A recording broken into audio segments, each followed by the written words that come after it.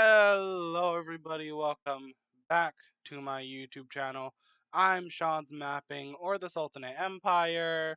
And if you have not seen episode 6 or 5, I suggest you go check that out to understand what's going on in today's episode. Now, the power rankings have changed quite significantly. If you notice, the orange team is now number 5. That is because they were overtaken by the blue team, who has pretty much not lost any land in any war they were a part of, sorry, and they've also grown quite a bit as well, taking up the spot of number 1.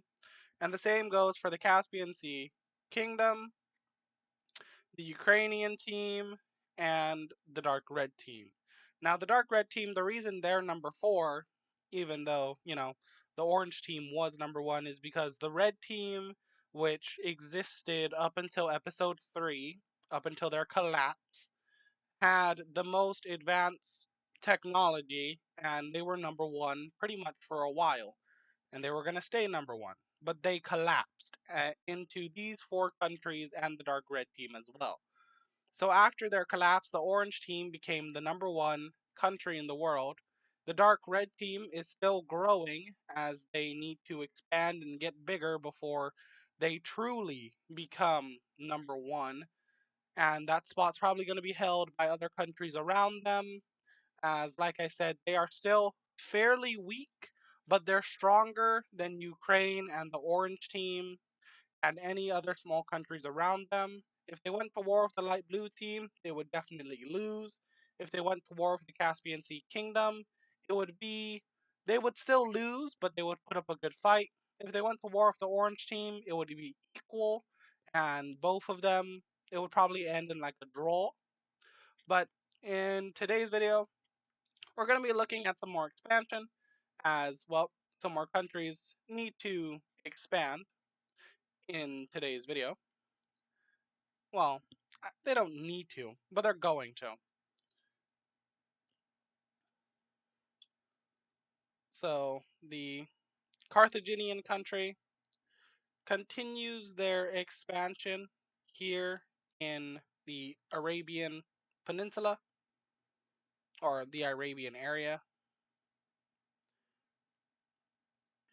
And as they send explorers to explore and discover the Arabian area, they send boats out to discover these islands, this nice little island chain over here, and that's exactly what they do. They continue to explore into the Arabian area until eventually they reach right about here and they stop exploration. Now, they stop exploring, but other people from their country don't. So after they explore and take all of this land right here and these islands as well, we see quite a few groups of explorers leave the Carthaginian country and explore up into Arabia some more. So we have some explorers kind of leaving the Carthaginian country as they go and explore more up the coast than anything instead of going inland. They follow the coast the whole time until they eventually reach to right about there. At that point, they do begin to explore inland until eventually they run into some more Carthaginian explorers and then they stop their exploration. A group follows the coastline up this way, meeting with some Italian explorers. They then decide to go like this, along with some Italian explorers that decided to join them, and they end up making it to right about there, as about all of this area is essentially explored and discovered. So, excuse me, I'm a little sick, I've been sick for quite a while, so excuse my coughing and whenever I need to clear my throat, I will try to make sure I don't do it into the mic. So I do apologize for stuff like that. Now, we do see a country form right up here. We have like a Portuguese slash a Spanish country kind of form right up here and take all of this land over here that the Carthaginians did not take.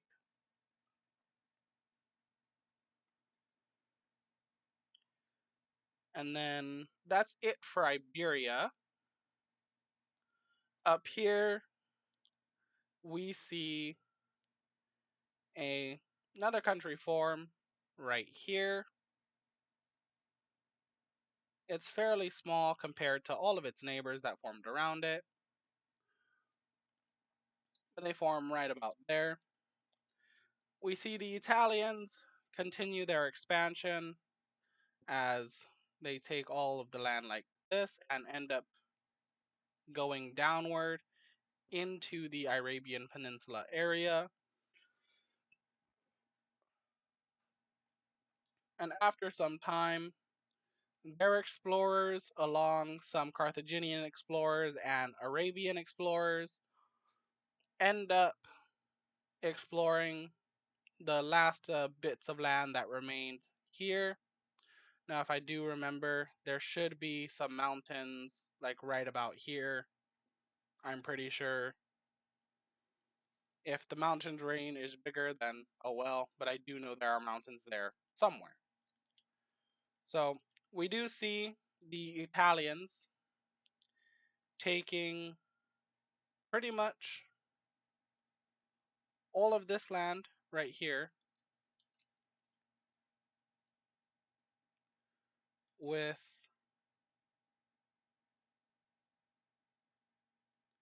the brown team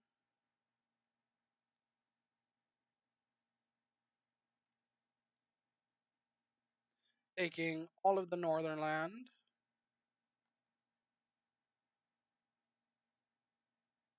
So right about here, with the Carthaginians getting what remains in the southern part.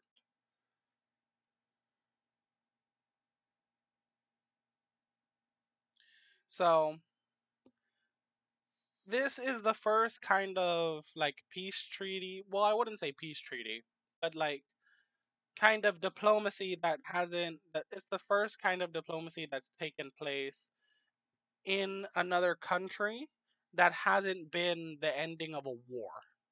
Because every other like talk or peace treaty that's taken place has been related to a war. So this is the first one that is not related to any kind of war. And we do end up seeing tensions begin to form between the Carthaginian and the Roman kind of empire that we see forming right here. As the Carthaginians wanted to go more up into southern France and Europe, but they've been cut off by the Italian country. Now, this yellow country right here does also expand. I guess they would technically be France because they are in the French area.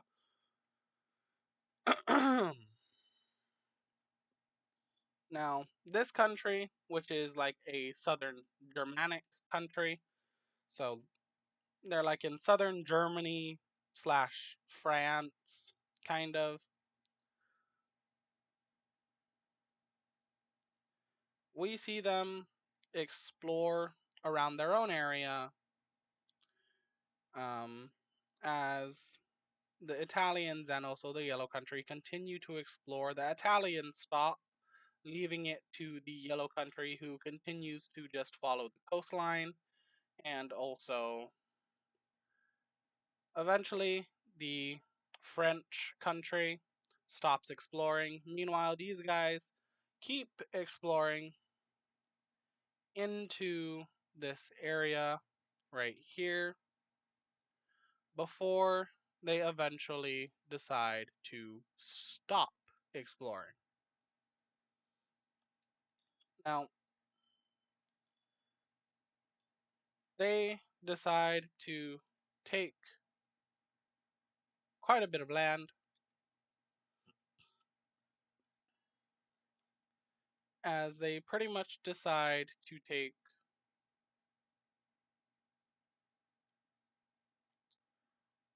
all of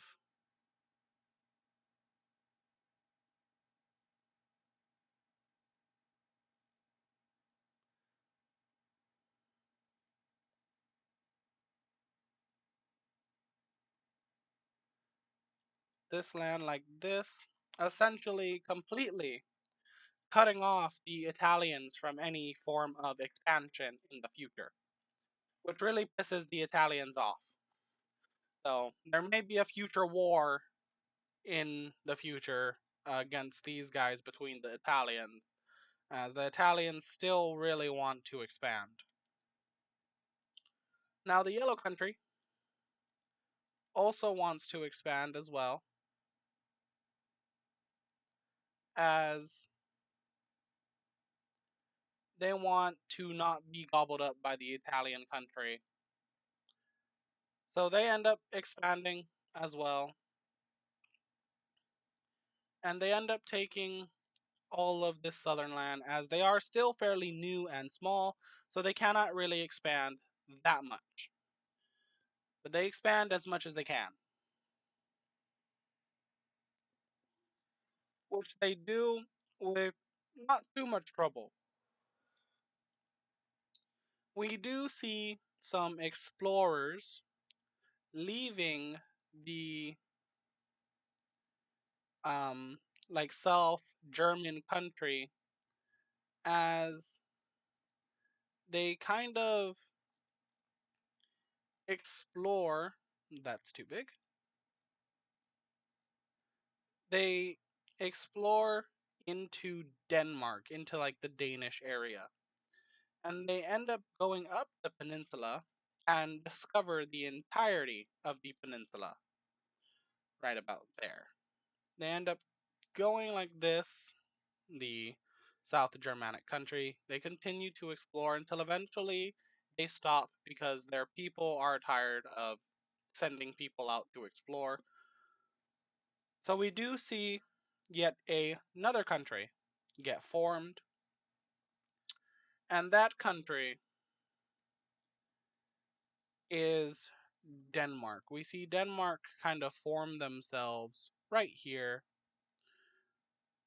in this area as they pretty much take all of this coastal area like so. Now, another country we see expanding is this green team right here, which is technically like an Austro-Hungarian empire, as they control quite a bit of Austria, pretty much all of Hungary.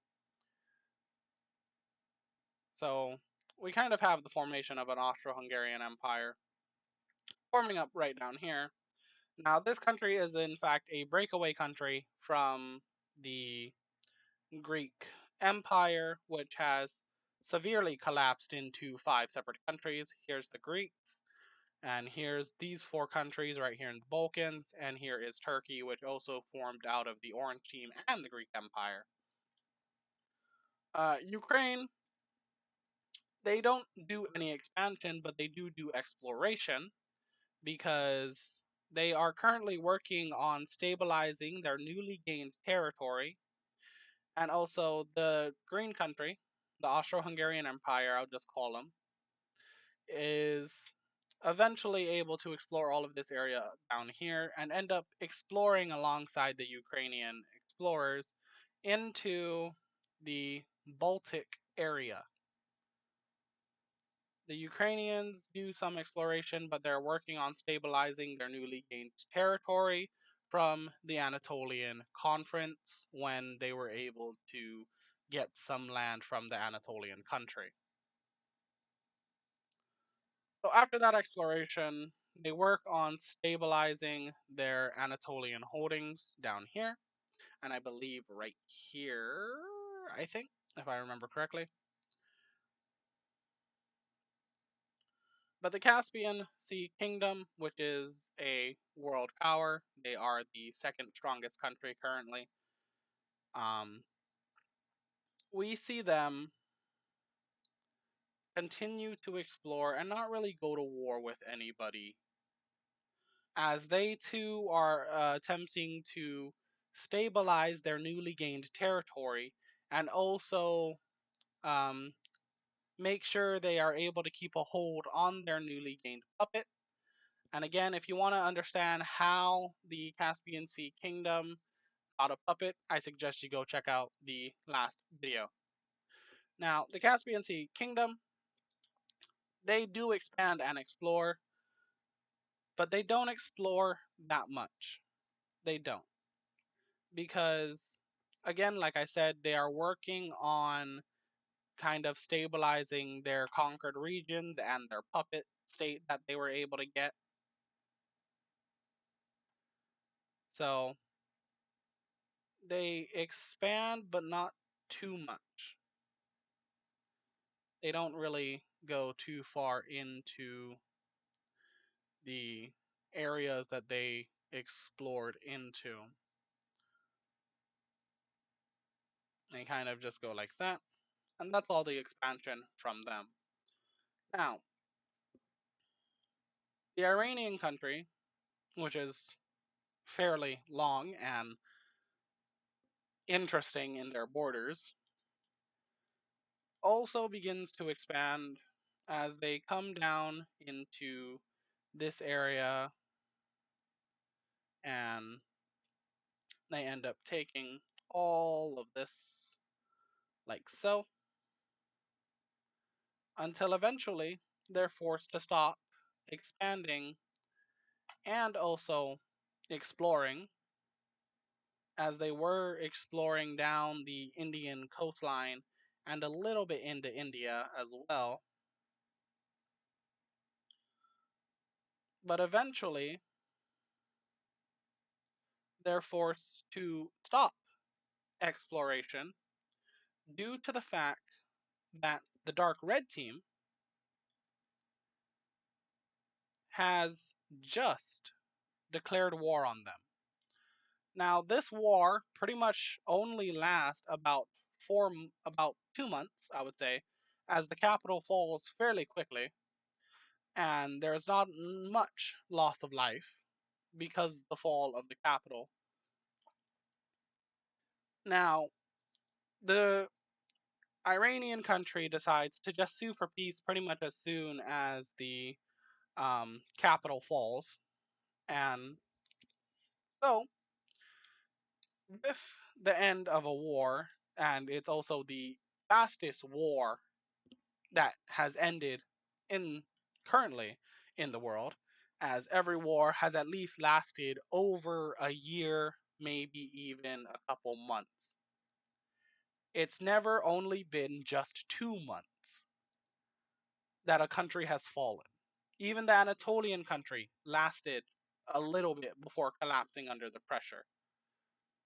So it's very surprising to see the Iranian country kind of collapse and fall within only 2 months.